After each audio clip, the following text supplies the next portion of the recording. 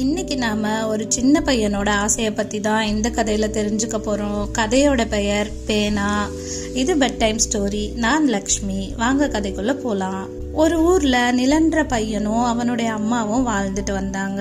நிலனோட அம்மா தினமும் முறுக்கு சுட்டு வியாபாரம் பண்ணுவா. அந்த பணத்துல தான் நிலனை படிக்க வைக்கிறா. நிலனுக்கு லீவ் முடிஞ்சதும் ஸ்கூல் போக ஆரம்பிச்சான். தினமும் வீட்டுக்கு வந்ததும் தீனி சாப்பிட்டுட்டு படிக்கவும் செய்வான். அன்னைக்கு ஒரு நாள் அவனோட ஃப்ரெண்டு ரவி ஸ்கூலுக்கு ரொம்ப ஒரு வித்தியாசமான பேனா எடுத்துட்டு வந்தான். அது மேஜிக் பேனா.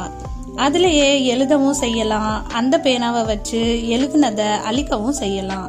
அதோட விலை ரொம்பவே அதிகமா இருந்துச்சு. ஆனா நிலனுக்கு அந்த பேனாவை வாங்கணும்னு ஆசையும் வந்தது. வீட்டுக்கு போய் அவனோட அம்மா கிட்ட அந்த பேனாவை பத்தியே பேசிக்கிட்டு இருப்பான். அவனோட அம்மாவும் சொல்லி கேட்டுட்டே இருப்பா. ஒரு நாள் அவனோட அம்மா கிட்ட அந்த பேனா வேணும்னு சொன்னா. சரி வாங்கிக்கோ அப்படின்னு சொன்னா.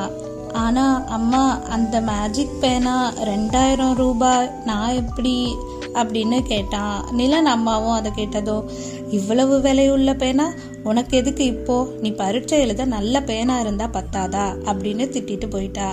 ஆனா நிலனுக்கு அந்த பேனாவோட ஞாபகமாவே இருந்தது. ஒரு நாள் அவங்க ஸ்கூல்ல எழுத்து போட்டி வச்சாங்க. அதுல நிலனும் அவனோட ஃப்ரெண்டு ரவியும் கலந்துக்கிட்டாங்க. ரவியோட மேஜிக் பேனாவை வச்சு எழுத்து போட்டிக்கு கலந்துக்கிட்டான். நிலன் அவனோட சாதாரண பேனாவையே எழுதுறதுக்காக எடுத்துட்டு வந்தான். போட்டியும் ஆரம்பிச்சுது. எல்லாம் படம் வரைஞ்சு அதுக்கேத்த மாதிரி கதைகளும் எழுதினாங்க.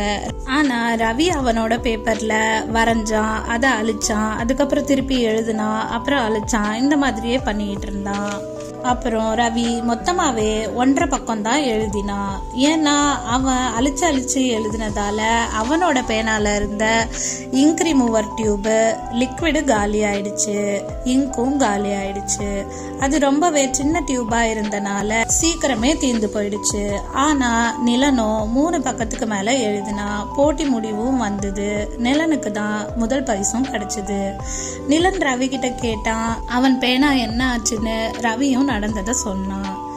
அப்போதான் நிலன் ஒரு விஷயத்த உணர்ந்தான். விலையுள்ள பேனாவால எதையும் சாதிக்க முடியாது. நமக்கு அறிவும் திறமையும் இருந்தாதான் எதையும் வெற்றி கொள்ள முடியும்னு உணர்ந்தான்.